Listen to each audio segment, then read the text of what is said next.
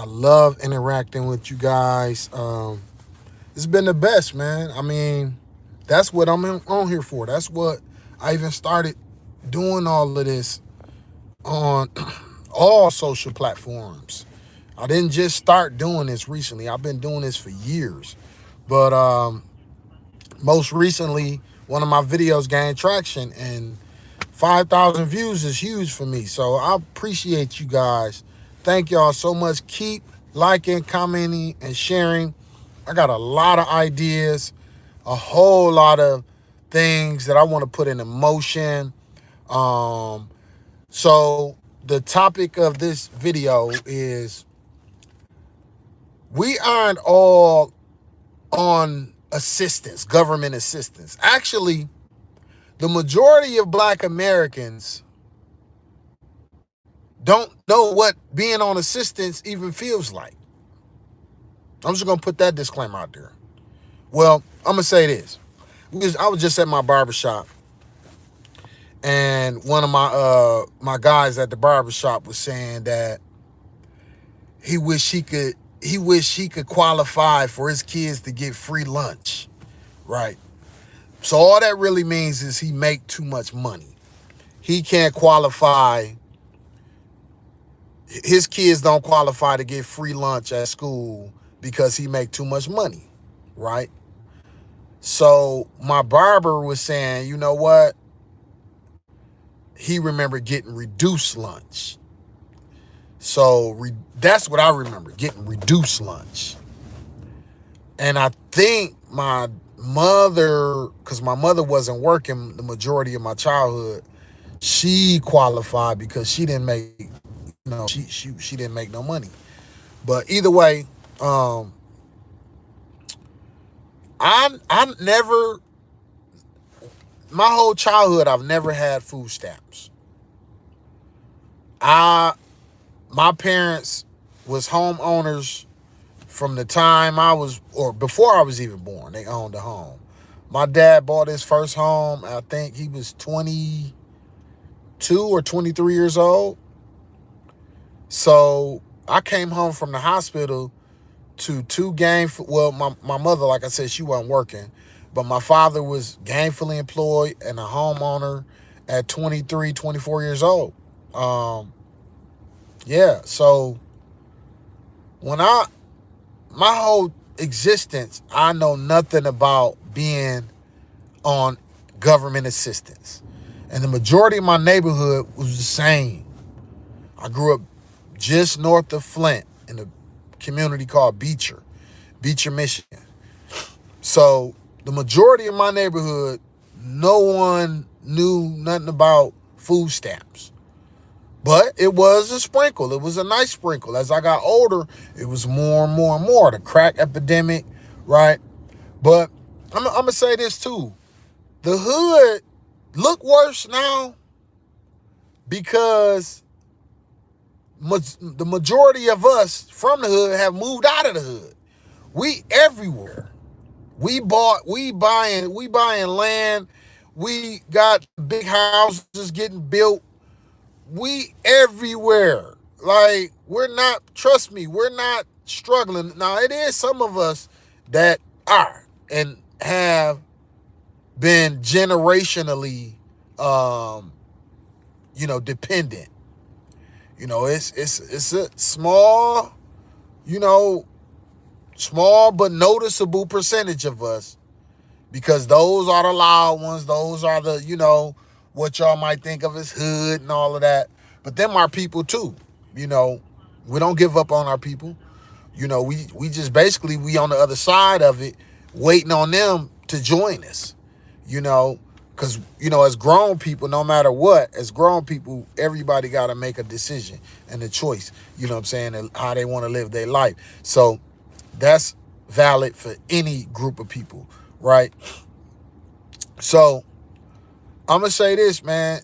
If white America and all these other groups of Americans think that black people, black Americans are dependent on anything, that's why we're able to sit back and relax and chill. That's why we're not in an uproar.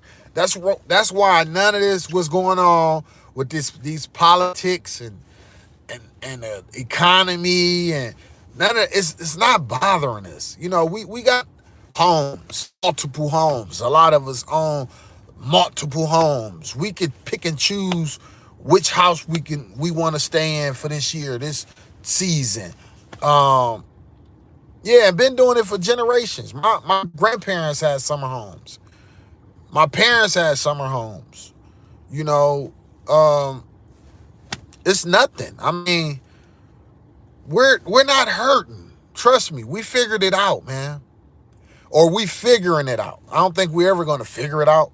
And I don't think nobody has it all figured out. And if you think you do, then you're not really living. But the notion that any that the majority of us Black Americans are remotely bothered by this climate, this political climate, threatening to take SNAP away, threatening to take the food stamps. Trust me, our ancestors went through way worse. We're gonna figure it out. Trust me. We are very resilient. We won't miss a beat. We know how to huddle up. And actually, like I've been saying in these previous videos, anything that this country has done to try to hurt us, it has eventually helped us. So it seemed like in our culture, we have to be forced to move, to do certain things. And we're at a place now where we're being forced to recreate Black Wall Street. We're being forced to recreate Tulsa. We're being forced to recreate all of our melanated, our chocolate cities that were thriving post Civil War, right? In the antebellum South, right? In the West, Midwest, we're being forced to. Right before my generation, the highways was built through our communities. That didn't kill us. We so resilient. We regrouped after that. So much has happened. The crack, epidemic, the crack crisis. Let's call it like that. The crack crisis, since they want to call this opioid thing an opioid crisis and all of that. So none of this is new to us. Actually, we become stronger the more that this America has thrown at us. It's not going to hurt us. We're going to be okay. We're going to be even stronger. So the small amount of us that may be dependent on Section 8 and maybe depending on SNAP benefits, they're going to figure it out. Trust me. And we're going to be a part of them figuring it out. This guy on my comments, we was going back and forth. I think the first comment he made was, you're more likely to get killed by your own people. These racists, they always like to bring up our crime statistics, but they never want to talk about the crime in their community, right? So, I went back and forth with him. He started talking about he's from Europe and the Europeans are superior because they created all of these luxury cars that he thought I couldn't afford. And so I told him, I said, you know what? My family been driving foreign cars for 2 full generations now. I was just on the phone with my cousins out in Cali. They got Bentleys, Rolls Royces, Ferraris. Me and my son here in Michigan driving the same type of shit, Maseratis. uh, Corvettes. We got many houses. All my family, my cousins in the South, my cousins on the West, many houses. My cousins in D.C. I mean, big glass houses, literally made of glass. You know, you can just hold. I mean, we got real estate companies. I mean, we touching. I ain't gonna want to put all our business out there, but we been eating, and I know we not the only ones because I see our people when I go to Atlanta eating. I see our people in Detroit eating, DC eating, Cali, Bay Area, Oakland eating, LA eating, Chicago eating. Yeah, man, we eating, man. We been eating though. Like this ain't nothing new for us. So that's what I was trying to explain to this racist ass white dude who look at the melanin and think poor.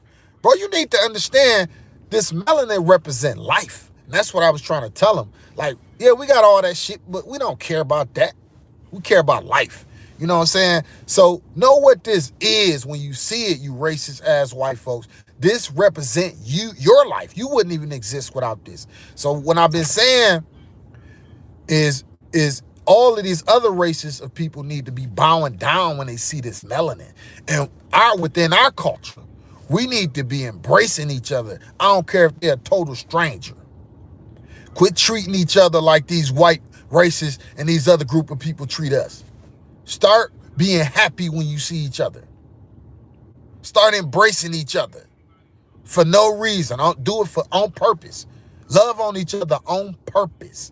Stop all of this not speaking to each other. Start with that. Just acknowledge each other. Because these other groups of people act like they try to act like we don't exist when we're in their presence. They try to ostracize us. They try to pretend like we're not right in their face when we can't afford to be doing that. We have to embrace each other when we see each other. Always acknowledge each other. Salute each other. On purpose. Yeah. That's where we losing at.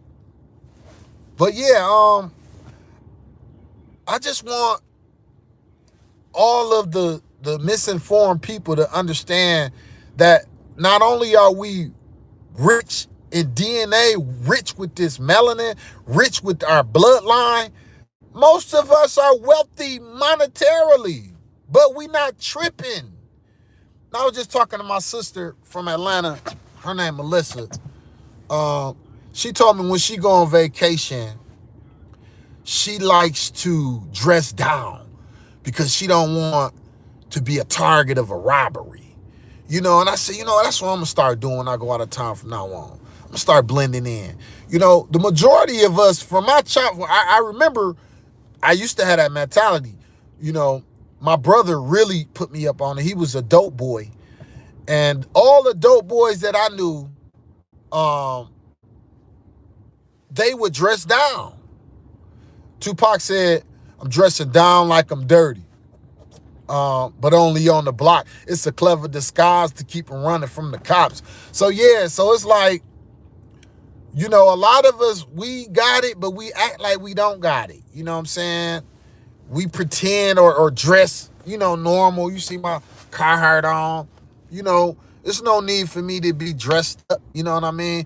The majority of my big brothers and, you know, OGs and all, they very wealthy. They wear regular jog suits. They don't wear no jewelry.